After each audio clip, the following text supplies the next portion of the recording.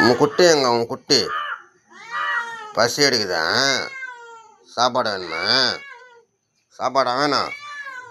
உன் குட்டியை எங்கே தொலைச்சிட்டு இங்கே வந்து தேடிங்கிறான்? உன் குட்டி எங்க உன் குட்டி? நான் குட்டி எங்கே போச்சு? குட்டி குட்டி எங்கே தொலைச்சிட்டா?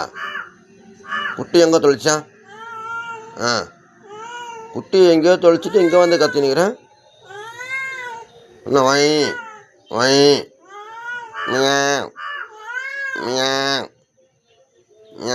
நம்ம உள்ளே போகலாமா? உள்ள வீட்டு உள்ளே போகலாம். வா வா வீட்டு உள்ளே போகலாம். வீட்டு உள்ள போ. போ வீட்டு உள்ள போ. வீட்டு உள்ளப்பா வீட்டு உள்ளப்பா. பத்துக்க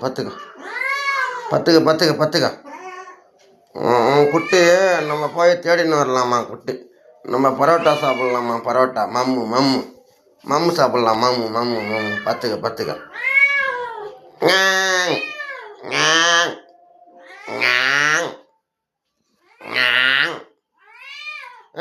இரு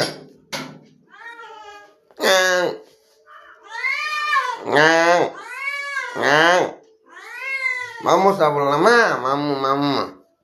மம்மு சாப்பிட்லாமா? மம்மு சாப்பிட்லாம்.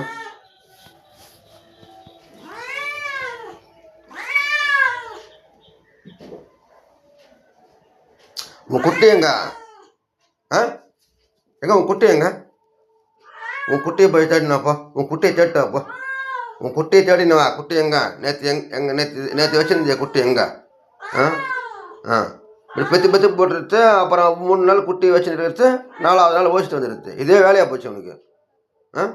ஒழுங்கு மரியாதையாக போய் குட்டியை போய் கூப்பிட்டு வர. அப்போ இல்லைன்னா அவனுக்கு சாப்பாடே கிடையாது. குட்டியை கூப்பிட்டு வந்தால் தான் சாப்பாடு அவனுக்கு. அங்கே எங்கே போகிறேன்? அங்கே போகக்கூடாது.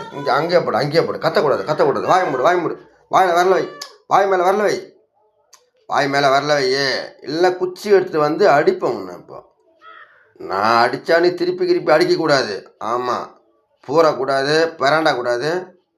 நான் அடிக்கிறத அமைதியாக வாங்கிக்கின்னு ஒழுங்காக மூலையில் போய் படுத்துக்கணும். திருப்பி என்கிட்ட சண்டை போடுறதோ கத்துறதோ இந்த வேலையை வச்சுக்கூடாது. புரியுதா? இன்னொரு முறை இந்த வீட்டுக்குள்ளே வந்தால் அவன் குட்டியோடு தான் வரணும்.